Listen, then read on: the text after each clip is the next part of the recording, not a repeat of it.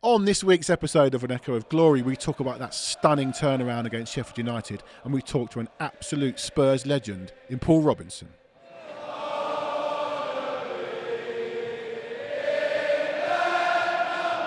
Welcome to another episode of An Echo of Glory. Joining me, as always, Gary Diamond. Morning. And more often than not now, I think it's 3 in a row, Jake Robson. That's called a hat-trick. It's called a hat-trick. That's a really good run for you. No holidays? Well, I might have planned them around the pod this time. Oh, yeah, you said to me you're going on holiday again. I was away for a couple of days. Oh, you've been away? I've been away. Where'd See, you go? you didn't even know. It didn't even make any difference. Where'd you go? I went to Spain. When? Over the weekend? Yeah. Oh, you missed the Sheffield United game? Well, I watched it. I guarantee it was better being there than in Spain. No, well, of course it was. But being abroad, I was able to actually watch it because it was at 3 o'clock game. So happy days. Nice. On the beach, on the iPad. Away we went. I let you into a secret. I didn't go either. And I... Did you not? No. Why I'm not? so gutted. No? Not going there? Yeah. No, we'll let's, go there. come on. We'll go there. I had a family thing and I tried to change it. And my mum, you know, she's the leader of the pack, right? And she put her foot down. She went, it's tradition. We've got this lunch on Saturday. I said, it's tradition I go to Spurs at 3 o'clock on a Saturday. I lost the battle. But we watched it. Me and my dad snuck away. And we watched it. So Gary can tell us all about being there later. I will revel in it. Actually, what I want to do, actually, we'll come to the game itself, but last-minute winners, and I want you to give me your favourite last-minute winner, and you can't mention the words Lucas, Mora, or Ajax. Champions League semi-final. Pochettino. Very good. Okay. For me, he reminded me of, you're way too young for this, Jake, an Andy Turner goal against Everton, where I ran down the high road after, I think in the driving rain. We sort of turned the game around late. Whatever happened to Andy Turner, I don't know. And then a year later, I think Darren Caskey did it. Kind of brought back those memories for me. So you've gone Champions League semi-final. No, because I'm not allowed, so I'll change it. Okay. I'll change it. So last-minute winners, you got Alan Nielsen in the League Cup final. That was big. That was a great moment. It was in the stand behind the goal, and it was like slow motion. Didn't even realise it was. Just saw this blonde thing flying through the air, and what a moment that was. Yeah. Okay, that's yours. You only had one. Oh no, but I got another great one. Go on then. 1995, Jurgen Klinsmann away at Anfield in the 5th round of the FA Cup was stunning, and it was down in front of the Kop, and there's a camber on the Anfield pitch.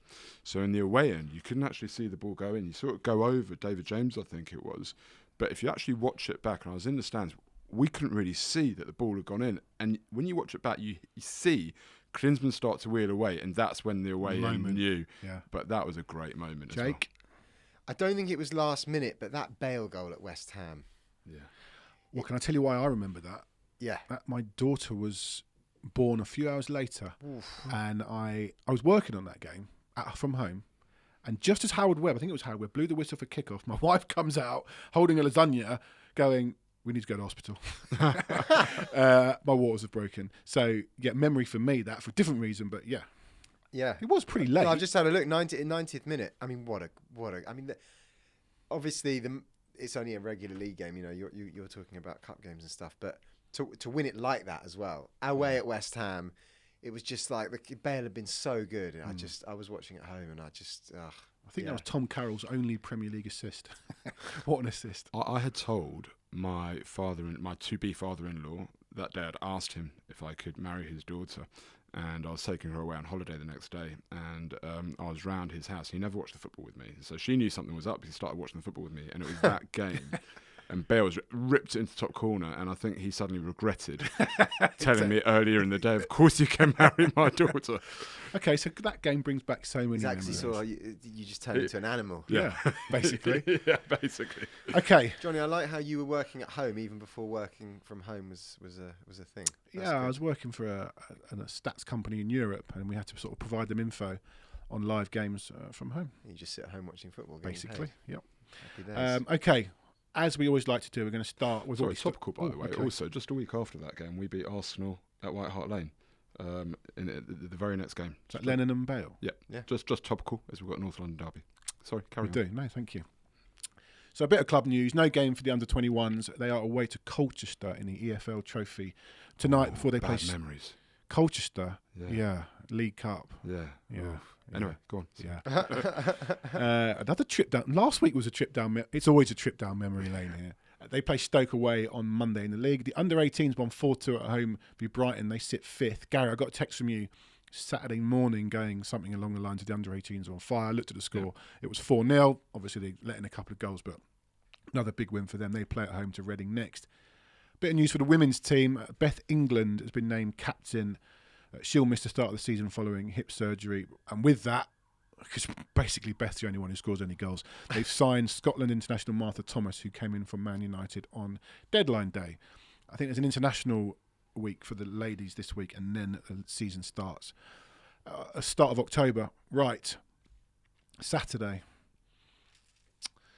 2 bits of history created on Saturday. We recorded our best ever start to a league campaign since 1965-66. The 6th game that season, we played Arsenal, like we do this year. It was at home, and we drew 2-2, having been 2-0 down.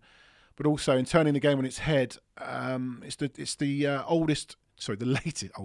latest comeback in Premier League history, beating our own record away to Leicester last season. So, mental game. Let's go to the start of it. An unchanged starting 11. Surprisingly, everybody came back from international duty without injury. I think that's probably a 3rd record that we've created, because that's never happened. So a bit of club history created there. Were you surprised by an unchanged team? I think we debated quite a lot as to the only real change. Would it be Richarlison up top or Son? And you can understand why he's gone with Son after a hat-trick. It's hard to change a winning team. The feeling was, I think, from you and I, that Richarlison would be better suited against a team like Sheffield United. I think you made the case for Son. So basically, Jake was wrong and we were right. There's no right or wrong. Listen, Richarlison came on and obviously impacted the game in a great way, but would he have had that impact from the beginning? All's well that ends okay. Yeah. Jake, talk to us. Where were you watching it in Spain? I was on the beach. You were on the beach? Not going to lie. I was on the beach. Yeah, but you can't let holiday get in the way of football. No, and you didn't. And I never will. Any surprise when you saw the team, or happy with it? No, I wasn't surprised when I saw the team. I thought as I said before, the winning team. I thought to have changed that. Managers don't tend to do that anyway. And I also felt, particularly with what Richarlison had said in midweek, or what had come out of what he'd said when he was away with Brazil. Obviously, everyone's behind him. It just didn't feel like it was going to be the right time for him to start a game. And actually, as it turned out, I mean, it probably turned out better than Ange could have even imagined. For him to come on like that and to score and to have such an impact, having been so brave and so bold to come out and say what he said in midweek, it's just turned out perfectly. But as far as the starting 11 goes, I think Son going through the middle, Solomon from the left, Kulusevski, I mean, that's a decent front three. Yeah, it's a decent front three, but we spoke to Paul Walker last week and we knew that Sheffield United were going to come and they were going to sit and they were going to be very different to Burnley, and they did their thing and they time wasted and they got injured and they created their own water breaks and they played the game, and I think they really disrupted it and tried to slow it down. And I think maybe the ref fell for it a little bit. They got their comeuppance, of course, in the second half with 12 minutes added. Is there a little concern that teams that want to come and do that will do that? And with Son down the middle, I just don't think he's the man for those games. And we discussed this with Ali as well previously on here. I'm just not convinced. It's a difficult one because I think increasingly lesser teams will do that more and more against us as we start to continue to demonstrate that we are a very good footballing team. We're an aggressive, progressive forward football team that wants to score lots of goals. Teams won't really have an option. They're going to want to come and sit and disrupt the flow and not let us get into a rhythm at all. So we had discussed at length Son up front or not. We'd also discussed at length that a game against a team like Sheffield United is going to concern me personally a lot more than a team like Burnley that want to play against us. I think I was bold in my prediction last week and said 4-0 because I felt an early goal and we would really sweep them away. But it turned out to be every bit as tough a game as a team like that is always going to create. They did it to Manchester City as well, so this isn't an us issue. This is and Everton did it against Arsenal. You know, any team, every Premier League team that is going to be organised and sit in and not make mistakes, and it's going to be hard to score. It just is. You need that bit of creativity, that bit of magic, that something to get through. And then there's the question of, do you need a traditional big number 9 who can sort of occupy 2 centre-backs and take them out of it, draw them out of position, create the space and so on? Son's not going to do that. No. Richarlison, straight away when he came on, did But do that. in games like that, if you don't have that big number 9, you sort of need your 10 to be on it. I didn't think, I love him, I just didn't think it was Maddison's best game.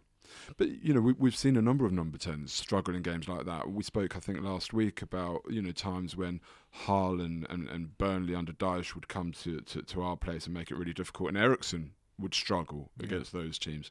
And when you're relying on one person to pick a lock, then it's a lot of pressure on that person. What needs to happen better is the speed of passing around the box and drawing players out and then passing around them with the nice triangles and so on. That needs to be better. I think Brighton do it superbly well. I haven't watched enough of Brighton to know if teams sit in as deep against them. Maybe they don't give Brighton quite as much respect because they're Brighton, but they ought to give Brighton that much respect. But it seems that, you know, it's those fast triangle passing that draws teams out and creates the spaces in behind that I felt we didn't quite get right the other day. But we're still a work in progress. Correct, Sheffield United are a good, solid defensive unit. And Jake, when we went 1-0 down, I was thinking at this point, for the first time, about he who shall not be named. Were you thinking about, oh God, these are the games we're going to miss him? No, I actually thought that when we went 1-0 down, I wasn't that worried. That was their second. I think it was their second shot they'd had in the game. There was that header, wasn't there? Well, they had a shot in the first half that Vicario made a very good save. sure it would have got disallowed for offside. Possibly, but he didn't. He wasn't to know that. And Yeah, then they had a great header save. right at the end. McBurney headed it That straight. was it. So it was their third attempt on goal. You see how the game was going. I still felt Maddison did look a bit off it, didn't he? Passes were going long. He didn't quite have his range, did he? Sort of saw final balls, and he couldn't quite get it together. I did feel that we would score at some point, and when I have to say, when the time went up at the end, I was almost convinced we'd score one, and I knew when we score one, We'll come to that. We'll come to that. But going back to them scoring, I think there was a feeling. Sorry, I jumped the gun. That's okay. It's okay. There was a feeling that maybe I'm about to call him Poch.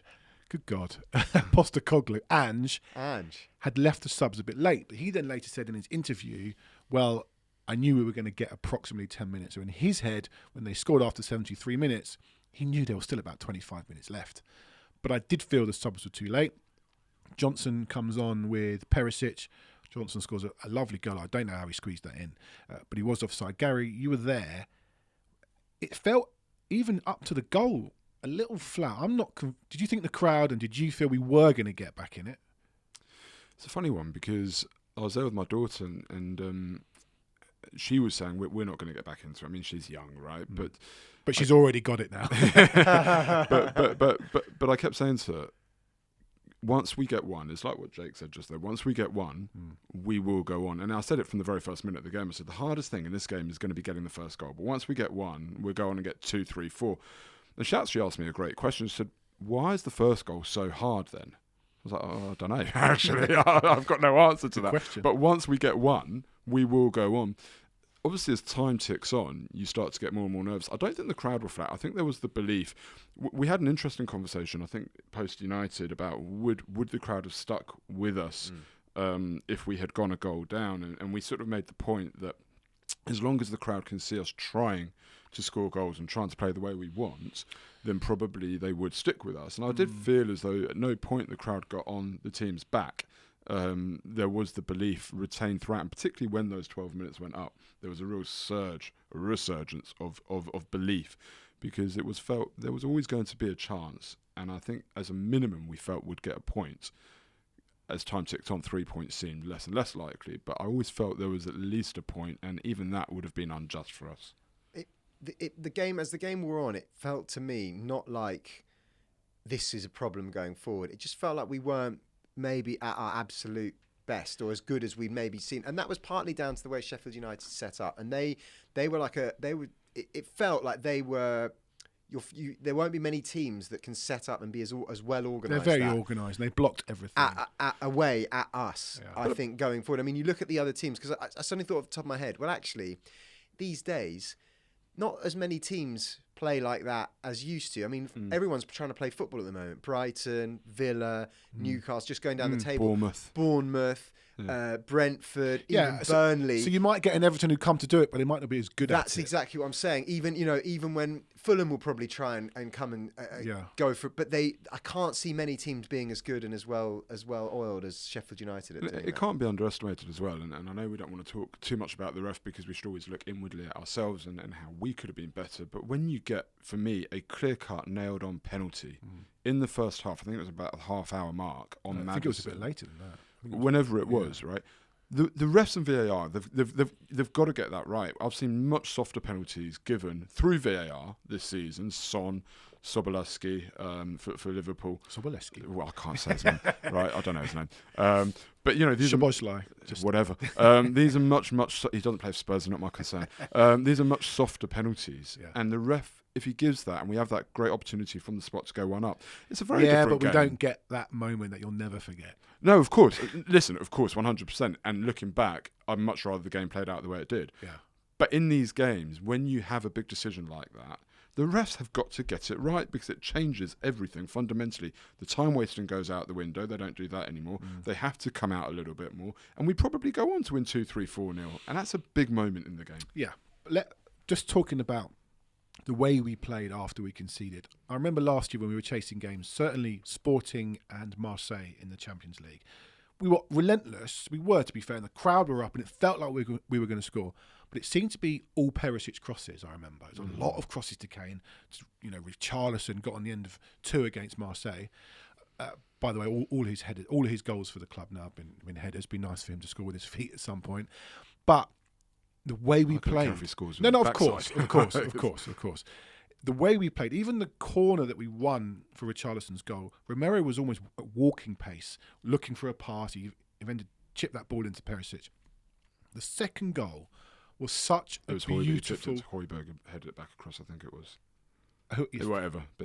Yeah. The second goal was so beautiful. You watch that back, and I've watched it probably 50 times at all different angles. It was so beautiful. And they stuck to their principles. And even after 5 games, that you can just see what is happening, and it's great to see. But also the energy. I'm pretty sure it started from a turnover, wasn't it? The second goal, yeah. The second goal. Udogie, yeah. To still have that energy. What are we talking? 98, 9 minutes in. To still have, and after only 5 games, to still have the belief that the system is going to work. And Ange has managed to get that into them. Okay, he's had the pre-season as well. 5 games. It's just, I mean, this is why I said to you a couple of weeks ago, I'm not getting ahead of myself, and you said you're allowed to. But it just feels a bit different, and you can see so quickly what Tottenham are what he's trying to do, what we are doing, and that it's working. And we've only had 5 games, and that is why. And we haven't had lucky wins. Okay, you could maybe say on another day we might not have beaten Sheffield United, but the other wins have been, we've played them, other teams off the park. This is why I don't think it's getting ahead of myself to be really excited about what could be to come this season. And great to see Richie scoring.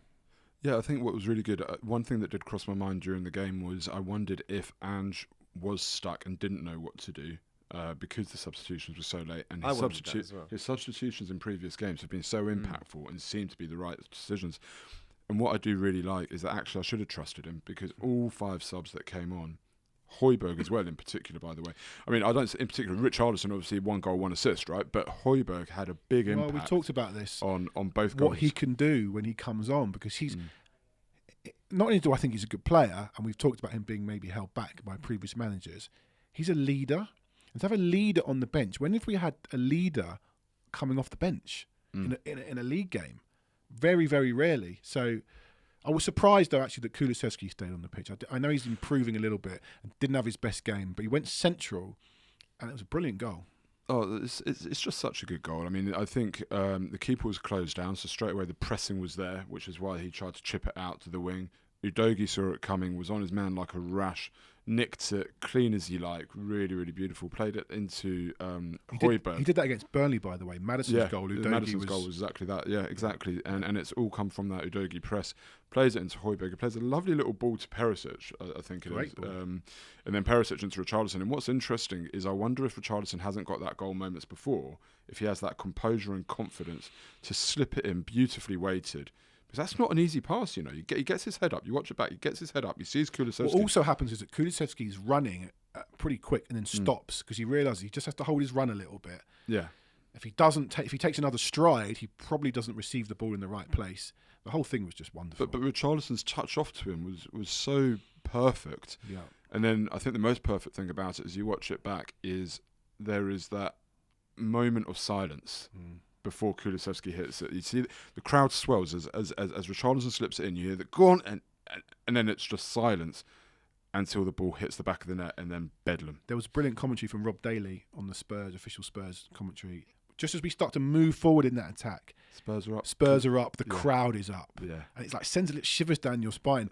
Yeah. And Rob was a brilliant commentator. He really got that moment. Yeah. But as you say, they said that little hush, and then the roar. And then the limbs. Yeah. And Gary, talk to us about the limbs. Well, it's the moment that I can pinpoint that my daughter fell in love with Tottenham. No, honestly, it's such a great moment. And people say it was only Sheffield United. It doesn't matter. It was a tough game. And to win a game in that manner and in that style is, everybody that was there will remember it. It was absolutely stunning.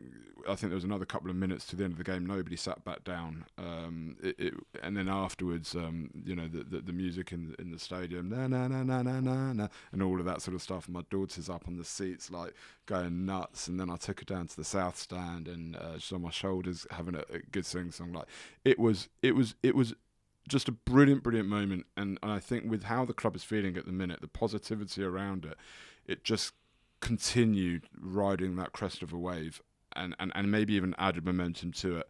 It was just a magic moment. Celebration police, where are you on all that, Jake? What do you mean? No, but like, people go, it's only Sheffield United at home. No, what? I think I do think there are ways to celebrate a win, but if you're going to win with 2 goals after 90 minutes,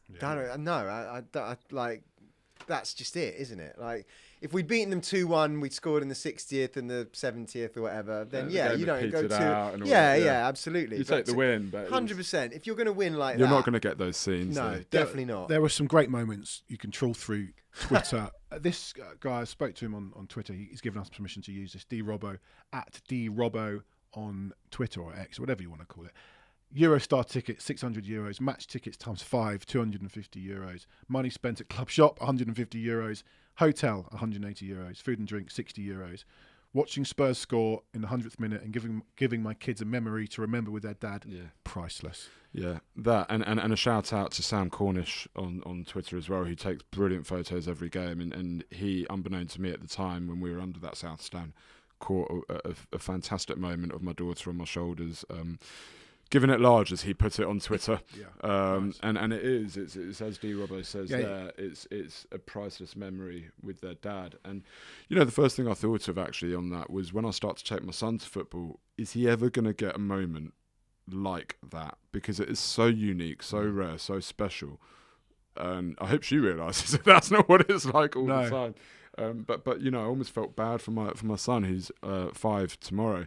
I just felt like almost instantly bad that he may never get a moment as magical as that. He'll have moments. This club will always do that to you. Yeah, that's true. And so a great message from Robbo, who came over from France for the game. And there was this image from Grumpy at Pugtastrophe on Twitter.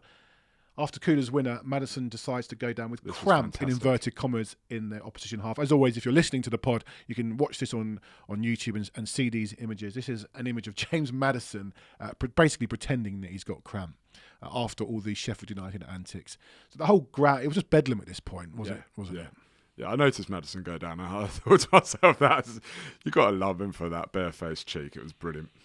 So we're all up and we're all happy and we're unbeaten.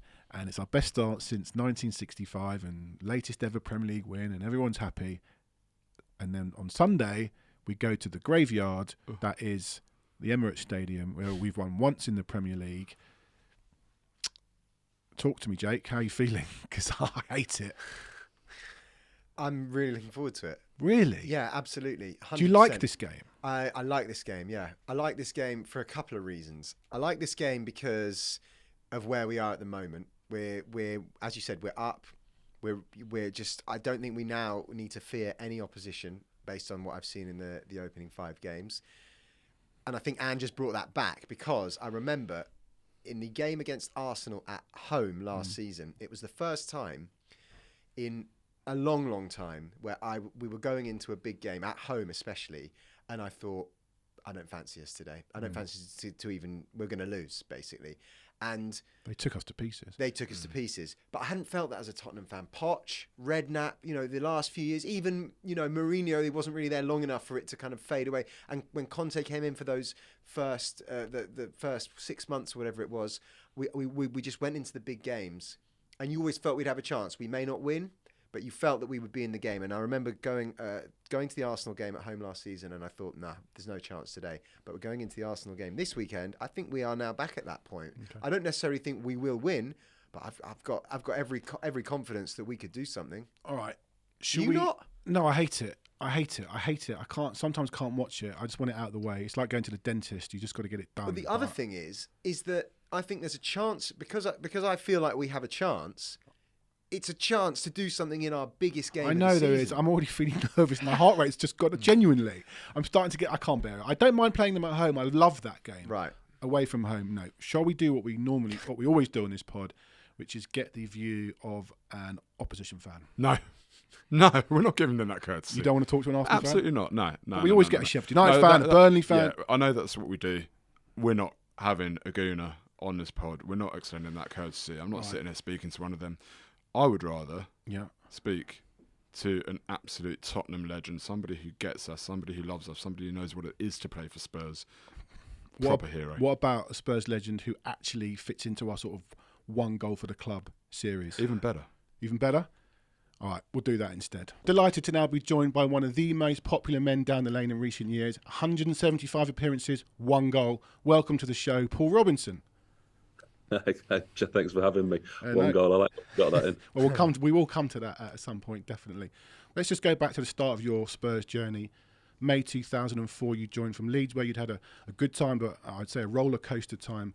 Am I right in thinking that actually we might have signed you a few months earlier and then sent you back to Leeds on loan, but the Premier League wouldn't ratify it, so the deal had been in the pipeline for quite some time?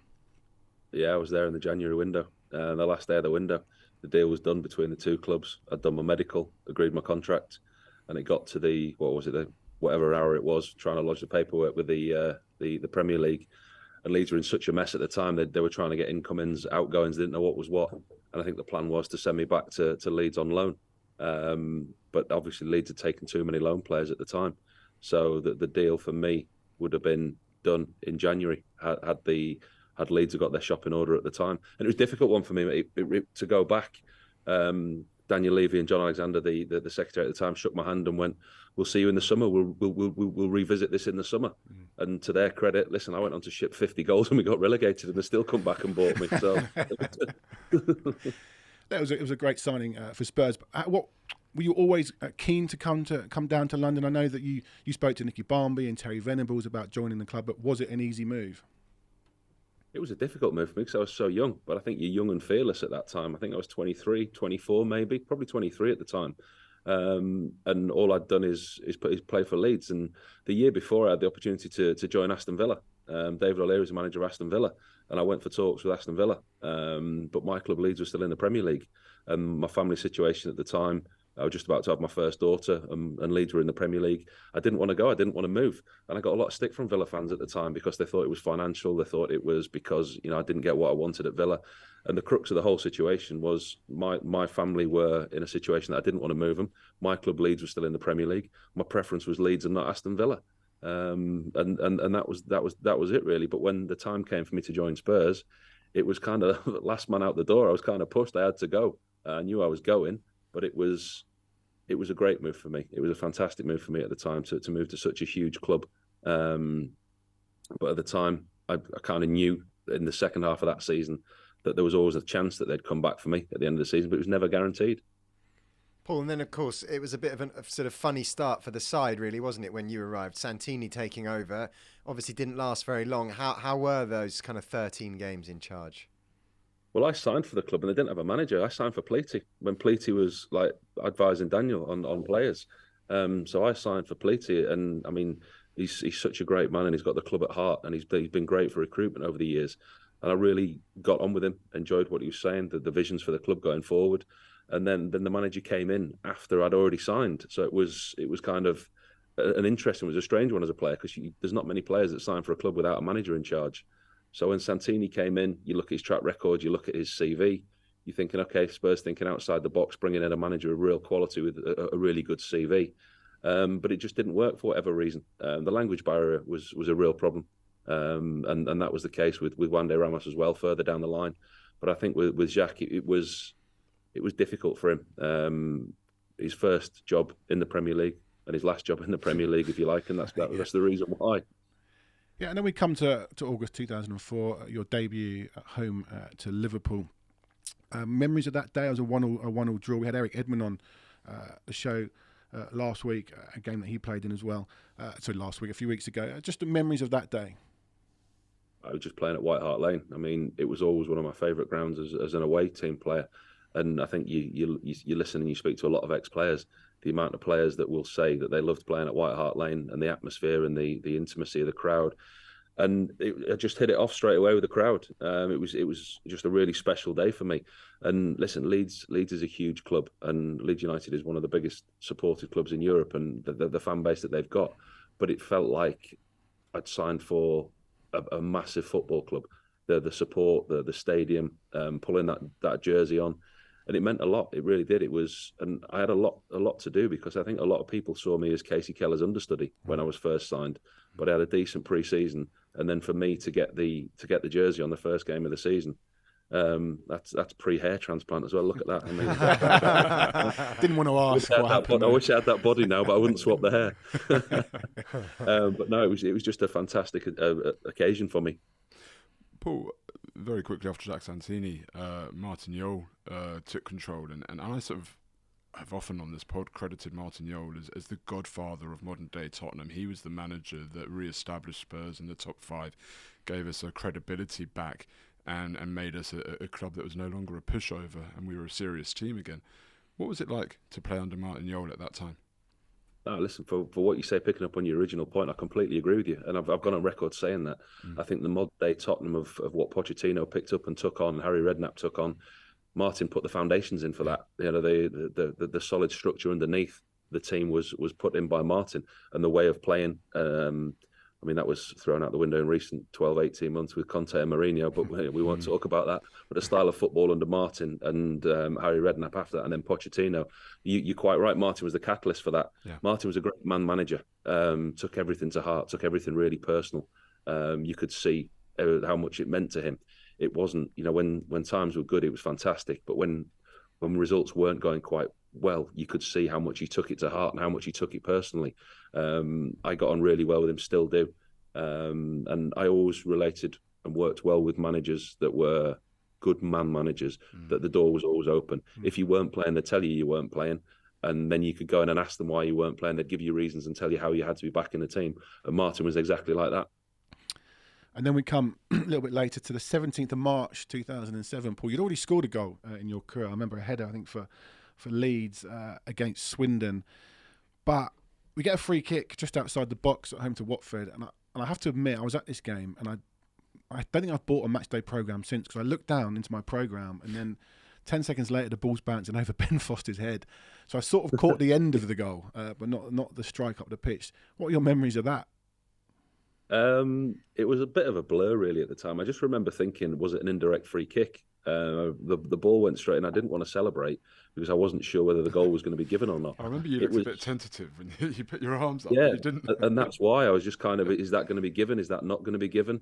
It was just a freak. I mean, I always had good distribution. I think I'm one of the older keepers that would be okay in the modern day game with the distribution. But we had Mido playing at the time, and I think it was a free kick that it wasn't particularly windy, but I just launched it towards Mido, And as we know, if it doesn't land in his 10-yard circle, he doesn't move. But although he is there, look, jumping on me, he managed to run back and celebrate. But no, I think it's just obviously not intentional. It was just a complete fluke. It was just a long punt downfield.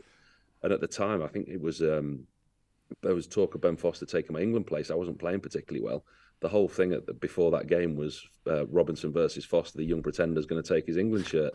And then I go and do that, and a complete freak. It was, I mean, it's just one of them things, isn't it? The goal that I scored for Leeds was like a Roy of the Rovers moment. It was last-minute header, obviously meant, and then went on to save a couple of penalties and won the game. That was just a fluke, but it's something that stays with me forever. Still got all that kit. I've got the boots, gloves, nice, socks, shorts, and the ball. So you probably heard the story about the ball before. I got taken all the kit. I said to the kit man after the game, I said, "Look, I'm taking all the kit." Anyway, this is the Leeds goal, that you're rolling in. That's a great header. Great header. Some header, top header. Woof. Strikers would be happy with that, wouldn't they? Yeah. Yeah, it was a decent one. It was the run across the near post. Yeah, it's the one that you don't see before that though. They played the corner short, and I just turned around and looked back at the goal and thought, I'm not running back there. I'm staying up. But yeah, back to the ball. The referee had actually pinched the ball the day of my goal for Tottenham. So I said to the kit man, I said, I'm taking all my kit. He went, he said, have you got the ball? I went, oh, no, I never thought of that. He went, where's the match ball? So he went out on the pitch, went out looking around, see if we could find the match ball. Gone. With that, he comes running back 5 minutes later, out of breath. I'm like, with a ball under his arm. Where have you been? He went, just been to get the ball off the referee in the car park. He just get in the car. The ref was having it off. Oh, nice. I just wanted to ask you quickly, with regards to Ben Foster, there's a keepers union. Have you ever discussed it with him? Has he ever said anything to you on that? Yeah, I mean, there was an England squad get-together after that. I mean, it was just it's a passing moment. It was nothing. You don't sit down and talk about it in depth. It's just mate, apologies. And he's just like, I can't believe you've done that.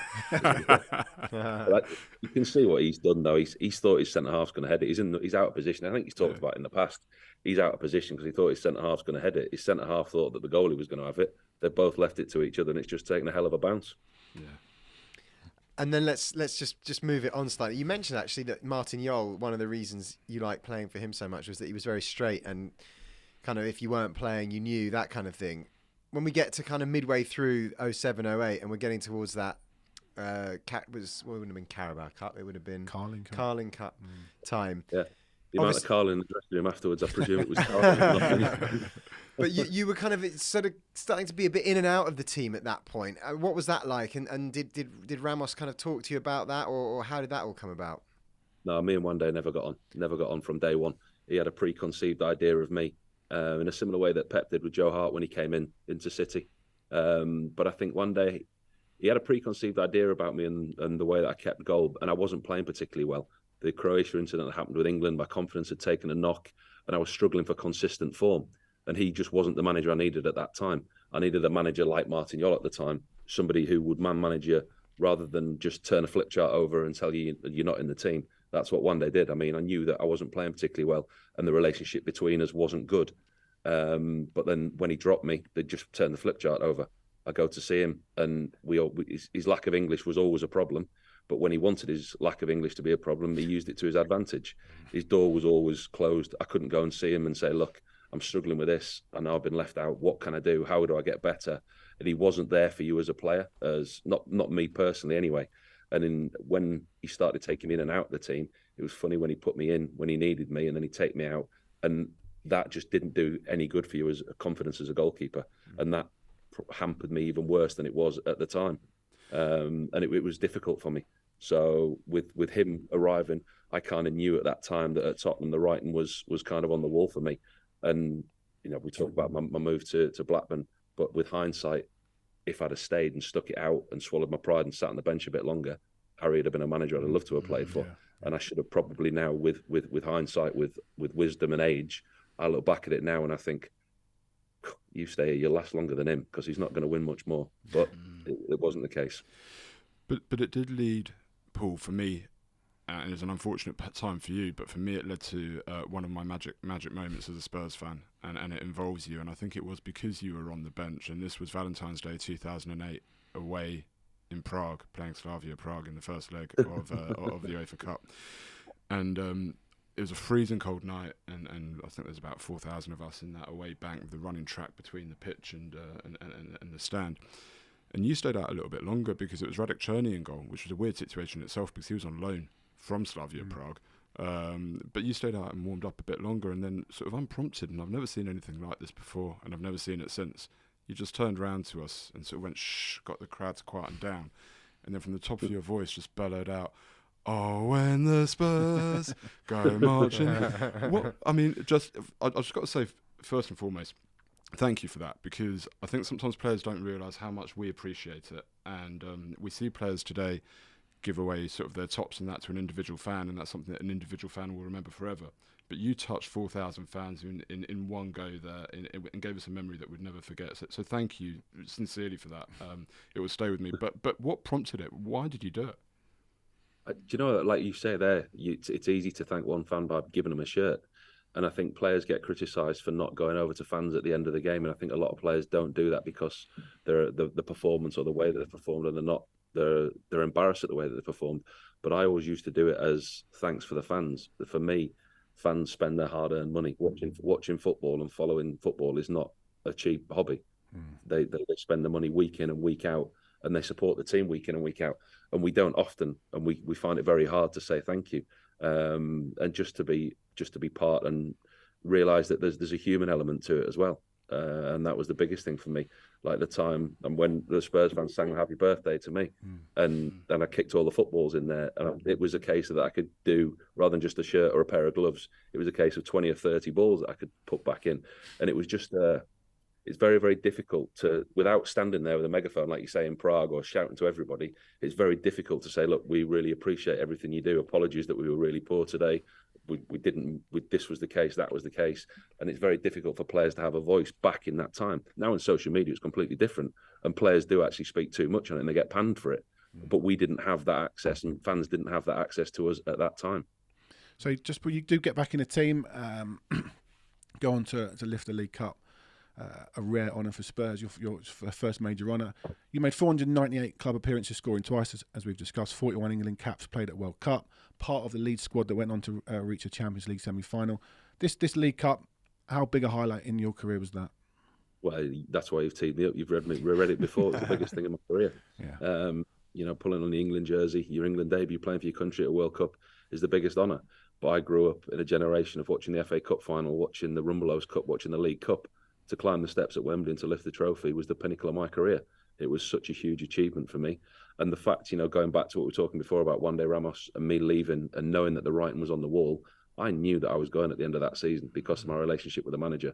I didn't want to sit there on the bench. I knew that I needed a new voice. I knew that manager wasn't going to get the best out of me and get me playing to the level that I wanted to be playing at.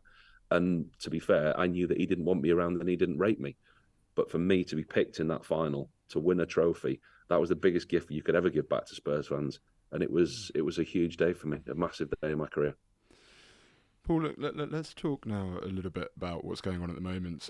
You mentioned earlier that you were one of the few keepers at that time that could survive in today's world with your play with the feet. How do you think Vicario, though, has settled and how's he come in? He looks pretty good with his feet, great shot stopper, a lot of attributes that you have. No, I think he's done really well. I think there's a lot of people he was unknown when he came in, let's say, to a lot of people. He's got a decent amount of experience for his age. And I think he's done really, really well to keep Hugo out of the team. I think Hugo deserves a send-off.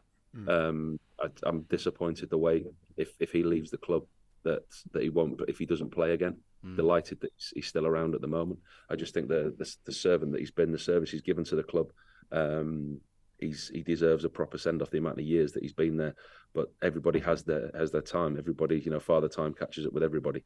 But I think with Vicario, they look to have found an ideal replacement, or certainly somebody who will challenge him this season for that number 1 jersey. And Paul, obviously the big one this Sunday against Arsenal, a game of course you know very well, having played 10 times. You watched Arsenal on Sunday. How did you see their performance and the keeper situation? How do you see that panning out? Well, that's a difficult one, the keeper situation. I mean, we can talk about that all day. I think Mikel Arteta's made a real statement. I think he's called his number 1. Aaron Ramsdale's, it was under pressure from the start of the season when they brought David Raya in. You don't bring a keeper of that quality and that price tag on loan with the intention of buying him if you're happy with what you've got. For me, Aaron Ramsdale, it's a real kick in the teeth for him. Done well this season. I, like many others, raised eyebrows when he was signed at the beginning of last season. Thought he grew into the role. I thought his relationship with the manager, the team, was excellent last year, and I think that will be affected this year, especially the relationship with the manager after what he's done to him. You don't play for your country in midweek and get dropped by your club side at the weekend. Whether Arteta's preempted that at the start of the season, thinking, right, I can see why he's brought David Raya in, because he wants to play out from the back. They want to play a different style. And they made that intent quite clear at Everton at the weekend. They took the kick off, the very first kick of the game. They went straight back to David Raya, who was stood in the middle of his centre-halves. And he spent half the game halfway up the field. They used him a lot more than they would Ramsdale. But as far as Ramsdale goes, I can't see him getting back in the team anytime soon. Mikel Arteta will back the questions away. He'll go, it's all right, we need 2 quality players in each position. We've got the Champions League coming up. We've got a lot of games coming up. But as a goalkeeper, you need continuity, you need stability, and you need confidence. Yeah. And like I say, you play for your country as number 1 on Wednesday and get dropped by your club side on Sunday. There's time and places to do certain things. If you're going to bring David Raya in, no disrespect, a home game against PSV on Wednesday night in the Champions League is a lot easier berth than going to Everton away on a Sunday. So just on that, I read Peter Schmeichel say goalkeeper's not a position where you want competition. So you agree with that? You just want to get your head down, and if you do make a mistake, know that you're not getting dropped. I mean, Ramsdale's not even made a mistake, and he's suddenly been dropped. We're a weird bunch. We're weirdos as goalkeepers, and anyone who tells you that they like competition for that number 1 place is either extremely weird or they're lying to you.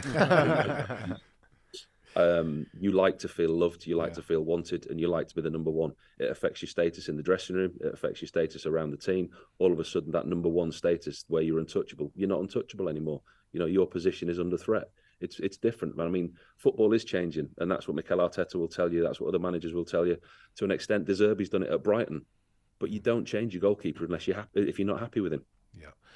Paul won't keep you much longer. Just a little one on Ange, start to Spurs season, and a little prediction, if you may, for Sunday. Oh, Ange is brilliant, isn't he? I mean, it's just been a breath of fresh air. I spoke to you before, and I spoke on record recently. We finally got a manager that it doesn't feel like they're doing you a favour by being at your football club. With Mourinho and Conte, that's what it's felt like. Yeah. And the press conferences and the constant battling for players, and it's just the style of football, really, isn't it? I mean, been at a couple of Spurs games this year, and at the Burnley game, listening to the Spurs fans singing, "We've got our Tottenham back." Yeah. That tells you everything. Yeah. It's been a poor watch for the last 12, 18 months, playing 5 at the back at home, 2 holding midfielders, hitting teams like Bournemouth on the break, playing on the counter-attack. It really has been a poor watch, but I think with Ange, it's a breath of fresh air. There's going to be bumps in the road. You're not going to get sucked into thinking that we're going to go on and everything's going to be smooth and we're going to sweep everybody aside. I think the weekend against Sheffield United showed you that there are going to be bumps in the road at times. But for him personally, I've spent no time in his company personally. Listened to his press conferences. Been in a couple of his press conferences. He speaks for a reason. He doesn't speak when it's not necessary. He commands a room. Speaks a lot of sense. And I think he does that in the dressing room, and the players will respond to that. And the second part of your question is, what's the expectation for this year? Well, you asked me that at the beginning of the season when we've got a load of upheaval. We've got a new manager coming in who wasn't appointed immediately, and we've lost Harry Kane. It would be, to try and get a top 6 finish. Problem is now, a great start to the season. With success comes expectation. Don't say it. It's only natural. All of a sudden, we're sat second, unbeaten on the same record as Arsenal. Yeah. And in that short-term success, all of a sudden, the expectation rises. What's a good season? A European place. We get some European football back. Yeah. What's a fantastic season? Break the top 4. What's an incredible season? Break the top 4 and get a pot in the cabinet. Yeah. Which we've only got the FA Cup left, realistically, haven't we? Yeah. Oh, the Premier League. Thoughts? There's the expectation. Quick thoughts on Sunday. You actually said to me we might win 4-3. I'm sure my heart could take that. Oh, listen, there's going to be goals, isn't there? I mean, I saw Arsenal at Everton at the weekend. They struggled to break them down. Everton played with a low block and they frustrated them. Ange ain't going to do that. He's going to go out and try and score more goals than they are. He's not going to apologise and change his style for anybody. This isn't a manager that you're going to see change his system and play 5 at the back and 3 holding midfielders just because they're away at Arsenal. He's going to go for it. And that plays into their hands for at a certain point. They like the holes behind, they like the space, and they've got the players to exploit that. But so have we in the final third. I think there's one guarantee this weekend that both teams will score. And like I said to you, could be 4-4, but I fancy us to edge it by 1. I'll take that. Absolutely take that. Paul, brilliant. Really great to talk to you. A little trip down memory lane and talk about goalkeepers and your goal and what's going on at Spurs. So thanks so much for joining us. Cheers, Paul. Thank you No very worries. much. Thank you for having me. Cheers, thank you. Thank you. What a brilliant chat with Robbo. Superb chat with Robbo. He can come again. He can come again, especially, listen, he's predicted us to either draw 4-4 or win 4-3. You were at the 4-4. We've discussed this. Yeah. Not having that again. Well, I'd have it again, but it would be putting us through the ringer. But some great insight from Paul and some great stories. Yeah, I mean, first things first, I couldn't help but notice everything was we. I love it. Yeah. Love it. Love him. Yeah. Some great stories. Brilliant from Robbo to come on. He's probably a bit more confident than I am about the game on the weekend. I think I'm interested to see who Ange goes with up front, because Arsenal do play so high that I think somebody like Brennan Johnson could have opportunities to really get in behind them with his pace, and I'd quite like to see that. I'd like to see Johnson start with Son plus Richarlison, Kulusevski, however it turns out. But definitely I want to see Johnson in the team, getting in behind them. Come on then, prediction. Do I have to? Yes. I'm going to go with a draw. Okay. Jake Robson. I'm going to go with the draw as well. But I agree with you. I'd love to. I don't think Johnson. I think it's too early for him. Why? He Tottenham. knows what the Premier No, League I is. would like to see it. I just don't think He that caused Ange- them a bit of bother in the he Forest looked- game he this looked season. really- Sure, because that's true. Arsenal defend so But- high up the pitch. You know, and I think first things first, for me, it always looks like, I know they've conceded a few early goals this season, but they do try to start very, very fast. And I think we have to really try and keep it tight for the first 10, 15 minutes. And if in that time we can get them turning back towards their own goal a couple of times, chasing Johnson or Son, then that will force them straight away 10 yards I back. agree. It's going to be horrible. And if we do lose, I'm going to have to do my prediction. I think we might just lose by the odd goal. We might. But We I might. keep changing my mind, and I think we're going to go and Ange them and win 2-1 or whatever, but we might lose by the odd goal. What I'm trying to say is, I can't see us getting played off the park. No, I agree. And also, you can't judge Ange on this game. It could be our first defeat, and all the gooners will be like, what's this Ange ball? We've just beaten you.